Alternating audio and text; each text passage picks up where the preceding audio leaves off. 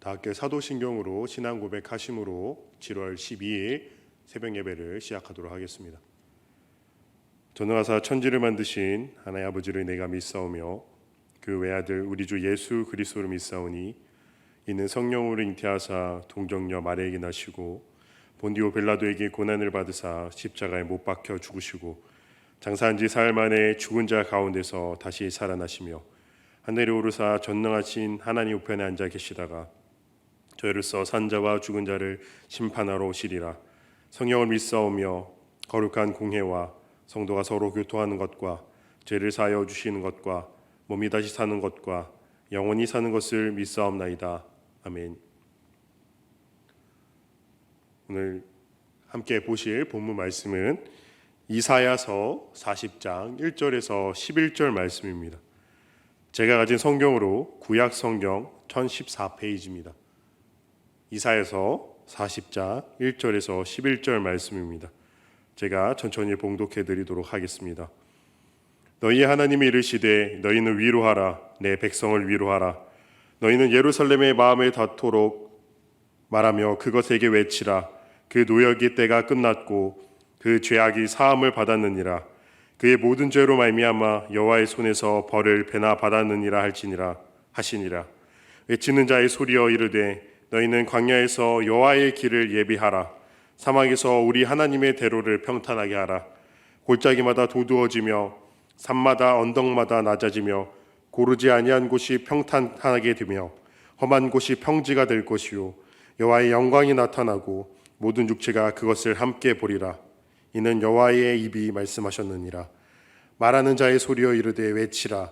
대답하되 내가 무엇이라 외치리까 하니 이르되 모든 육체는 풀이요 그의 모든 아름다움은 들의 꽃과 같으니 풀은 마르고 꽃이 시듬은 여호와의 기운이 그 위에 불미라. 이 백성은 실로 풀이로다. 풀은 마르고 꽃은 시드나 우리 하나님의 말씀은 영원히 서리라 하라.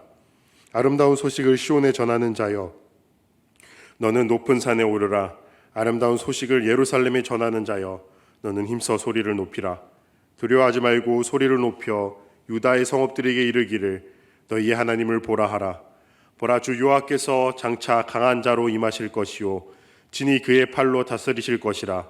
보라 상급이 그에게 있고 보응이 그의 앞에 있으며 이는 목자같이 양떼를 먹이시며 어린 양을 그 팔로 모아 품에 안으시며 젖먹이는 암컷들을 온순히 인도하시리로다. 아멘. 대부분의 사람들이 코로나라는 전염병이 시작되었을 무렵에는 이 코로나라는 전염병이 이렇게나 심각한 전염병이며 이렇게나 오래 갈 것이라고 생각하지 않았습니다. 몇몇의 전문가들이 쉽게 끝나지 않을 것이라는 절망적인 예상들을 내놓을 때도 그 말을 심각하게 받아들인 사람 또한 그렇게 많지 않았습니다. 그 이유는 이러한 전염병을 우리가 직접 겪어본 적이 없었기 때문이었습니다. 역사적인 사실로서 수많은 유럽인들의 목숨을 앗아간 흑사병이 무서웠다. 많은 프랑스군의 목숨을 앗아가고 프랑스군을 몰아내었던 황열병이 무서웠다 등의 이야기는 우리가 익히도록 알고 있지만 그것을 우리가 직접 겪었던 것이 아니었기에 수많은 사람들의 목숨을 앗아간 무서운 전염병의 이야기는 그저 남의 이야기였을 뿐이었습니다. 그러나 현재 그런 무서운 전염병이 도래해서 우리의 자유로운 생활을 앗아갔고 또한 수많은 사람들의 목숨을 앗아가고 있습니다. 코로나의 가장 무서운 점은 좀처럼 끝나지 않을 것 같다는 인상을 아주 강하게 심어주기 때문인 것 같습니다. 끝날 것 같으면 어떠한 일이 생기고 또 끝날 것 같다가도 또 어떠한 일이 생기고 이제는 백신이 나왔으니 끝났겠지 했는데 또다시 확진자 수가 많아져 또다시 좌절하는 것이 어떻게 보면 우리들의 일상이 된 것처럼 그렇게 느껴질 만큼 계속되어지는 절망 속에 사람들은 지쳐만 가고 있습니다. 좀처럼 끝나지 않을 것 같은 절망적인 상황이 계속되니까 경제적으로 실질적인 타격을 입고 있는 분들의 한숨 소리는 점점 더 깊어져만 가고 있습니다.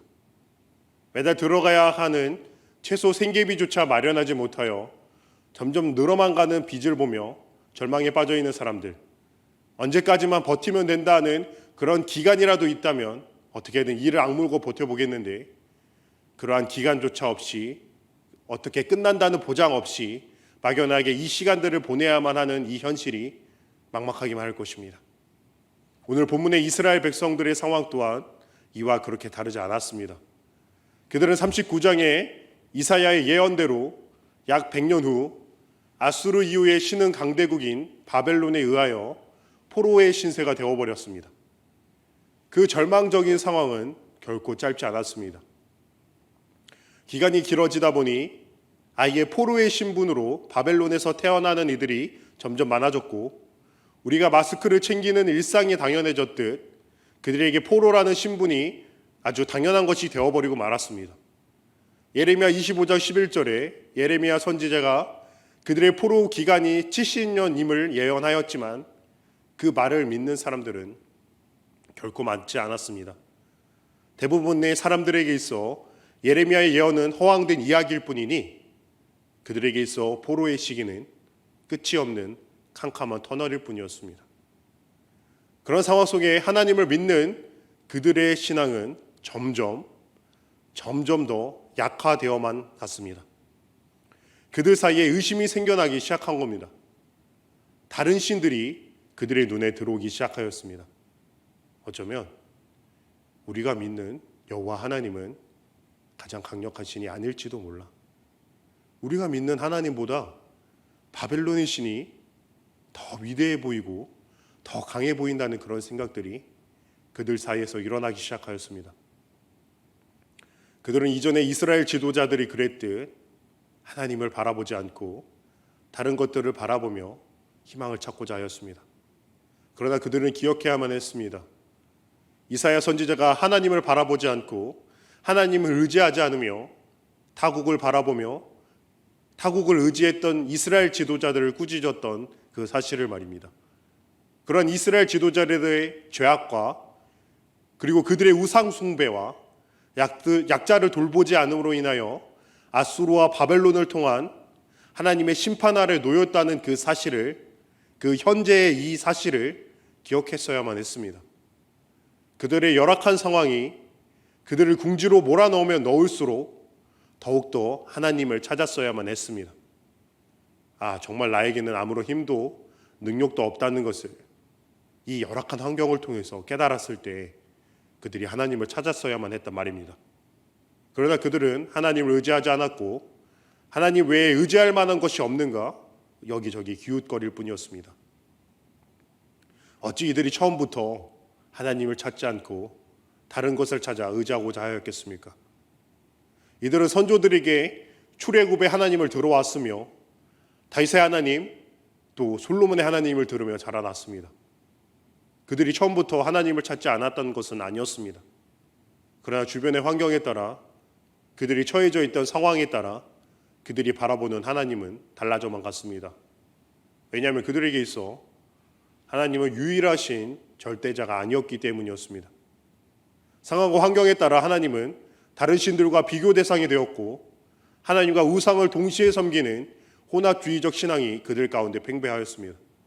하나님을 찾던 이들이 절망적인 상황이 조금도 나아지지 않고 그것이 계속되자 하나님을 찾던 목소리가 어느새 대체 하나님 어디에 계십니까? 그렇게 말하는 원망의 목소리가 되어갔고 이제는 그마저도 하는 이가 별로 없게 된 것이 지금 이들이 처해진 현 상황이었습니다. 오늘 말씀은 세상과 하나님을 동시에 섬기는 혼합주의적 사상을 가지고 있으며 아주 오래 지속된 열악한 상황 가운데서 지칠 대로 지친 이들에게 하나님께서 이사야를 통해서 말씀하시는 회복의 말씀임을 기억하며 오늘 본문을 함께 살펴보았으면 좋겠습니다. 1절과 2절입니다. 너희 하나님이 이르시되 너희는 위로하라. 내 백성을 위로하라. 너희는 예루살렘의 마음에 닿도록 말하며 그것에게 외치라. 그 노역의 때가 끝났고 그 죄악이 사함을 받았느니라. 그의 모든 죄로 말미암아 여호와의 손에서 벌을 배다 받았느니라 할지니라 하시니라. 아멘. 오랫동안 포로의 처지에 있는 이들이 잃고 살아가며 또 잊고 살아가는 소중한 것이 무엇이겠습니까? 포로 시기 이전에는 아무렇지도 않게 여기고 또 누리던 그들의 일상이지 않겠습니까? 오늘 본문은 이제는 일상을 누려본 지가 너무 오래되어서 어쩌면 포기하고 또 어쩌면 잊고 살고 있을 이들에게 다시금 그 일상을 깨워주고 있습니다. 이들에게 있어 일상은 예루살렘 성전에 나아가 하나님께 예배드리는 것이었습니다. 이들에게 예루살렘은 일상이자 마음의 고향이며 정신적 토대가 되는 장소였습니다. 어떤 이들은 고향 생각이 나는, 그리고 고향 생각이 나게 하는 트로트 가사말을 들으며 어렸을 적 뛰놀던 그 장소, 이제는 기억 속에만 존재하는 그 추억들을 눈물을 훔치며 그렇게 듣곤 하지 않습니까? 이스라엘 백성들에게 예루살렘은 그러한 추억들이, 그러한 기억들이 존재하는 마음의 고향이었습니다. 본문은 그들의 마음의 고향인 예루살렘을 떠올리게 하고선 그들에게 기쁜 소식을 전합니다. 그들에게 가장 필요한 말씀을 전하고 있는 것입니다. 이제는 노역의 때가 끝났고 죄악이 사함받았다고 말입니다. 그들에게 죄악에 사함받았다고 하는 이 말씀이 기쁜 소식이며 가장 필요한 이유가 무엇일까요? 그것은 이것이 단순히 포로의 생활에서 벗어나는 것을 뜻하는 것이기 때문이 아님을 우리는 잘 생각해 보아야 할 것입니다. 그렇다면 왜 이들에게 이것이 가장 소중한 말씀일까요? 죄는 하나님과 멀어지게 만듭니다. 아담과 하와가 불순종해 그 죄를 짓고 하나님 앞에서 한 일은 하나님의 낯을 피하여 동산 나무 사이에 숨는 일이었습니다. 하나님과의 관계를 막던 죄악이라는 벽이 허물어짐으로 말미암아 하나님과의 관계가 다시 시작됨을 뜻하는 것이기 때문에 이들에게 죄 사함을 받았다는 이 소식은 가장 기쁜 소식이며 가장 필요한 말씀이 된 것입니다. 이어서 오늘 본문 말씀은 계속해서 이들에게 회복의 말씀을 주고 있습니다. 3절에서 5절은 여호와의 영광의 길을 예비해야 할 것을 말하고 있습니다. 그리고 이어서 6절에서 8절은 여호와의 말씀이 영원함을 말하고 있습니다. 그리고 오늘 본문의 마지막 부분인 9절에서 11절은 여호와 하나님을 바라보라 라고 말하고 있습니다. 그 하나님은 장차 강할 자로 임하실 분이시오, 그리고 다스릴 자이심을 말씀하고 있습니다. 오늘 본문이 계속해서 말하고 있는 것은 다른 것이 아닙니다. 오늘 본문이 계속해서 강조하고 있는 것은 혼합주의적인 신앙의 형태를 가지며 우상과 하나님을 겸하여 섬기고 있는 이들에게 오늘이 본문이 정말로 말하고자 하는 것은 오로지 여호와와 함께 해야 함을 말하고 있는 것입니다. 그것이 진정한 회복이요, 이들이 살아갈 유일한 길임을 다시 한번 말하고 있는 것입니다. 오늘 본문의 말씀은 비단 당시의 나라를 잃고 포로의 신세로 하나님 대체 어디에 계십니까 하며 울며 토로하던 그들에게만 하는 말씀은 아닙니다. 우리가 살면서 단 한 번도 겪어본 적이 없는 코로나의 시대를 살아가는 우리에게도 하는 말씀인 것을 우리가 알아야 할 것입니다. 그때나 지금이나 하나님께서 우리에게 말씀하시는 말씀은 다른 것이 아닙니다. 하나님께서는 그때 시대에나 지금이나 변함없이 나와 함께 가자고 말씀하십니다.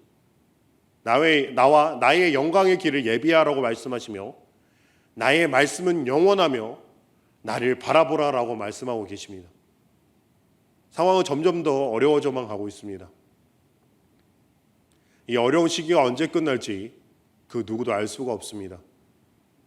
언제 끝난다고 하는 그 기간만이라도 알고 있다면 그때까지만 버텨보자 하며 버텨보기라도 할 텐데 어떤 기간조차 없이 계속해서 길어져만 가는 코로나의 상황에 우리는 지쳐만 갑니다.